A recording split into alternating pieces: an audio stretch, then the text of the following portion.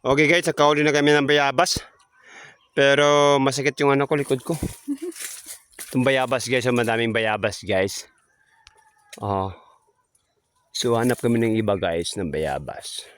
So can you please subscribe to our YouTube channel, Lakaw ni Roman J Vlogs and Lakaw ni Aking Pahinga Vlogs. Family Ladaw Vlogs na. Family Ladaw Vlogs po guys. Can you please share subscribe? Sa notification bells ninyo guys. Subscribe po dyan guys. Thank you so much po. Andito po kami sa bundok guys. Nanguha ng ano kami ng bayabas daw. Anong Tagalog sa bayabas? Guabobu. Guaba pala. Okay. Sige guys, so English pala na yung Tagalog. Kamatis ay anong Tagalog sa bayabas? Atis.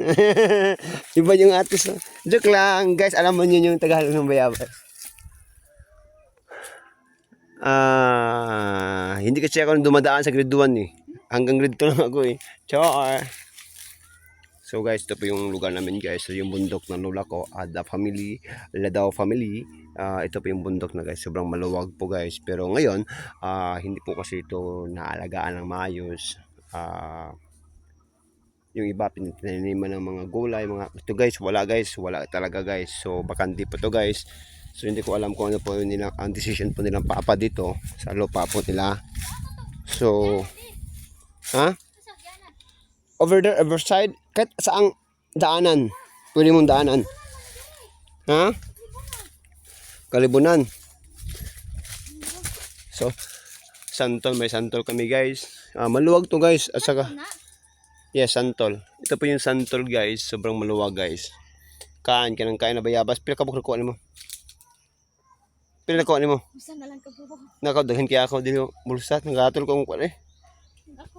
Nanghatol kong manaong. Na mga bayabas guys. Dagan bayabas guys. Balikan na mo to guys. Kaya ang uban guys. Dagko na. Tabangaan na mga uban. Simuni to tulog adlaw upat ana. Balikan na mo guys. Ito po yung lupa namin guys. Okay, let's go. Guys, sobrang maluwag po to guys. Masarap tong taniman ng mga gulay, pitsay, mga mais. Yoy, ko man ni, humok man ni yuta.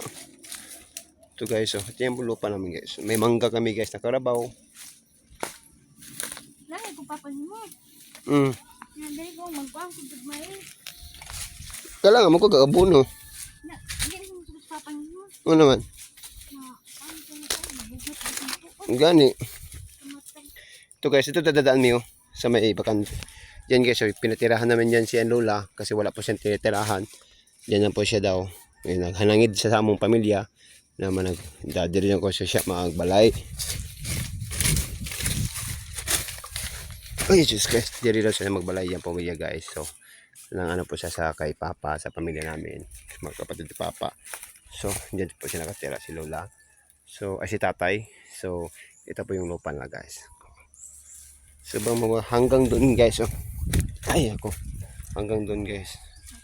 Papunta doon guys sa ibabaw. Hindi po natin mabidyo. Yan, dyan. So, daan po tayo doon sa kabila guys. Let's go. Una kami.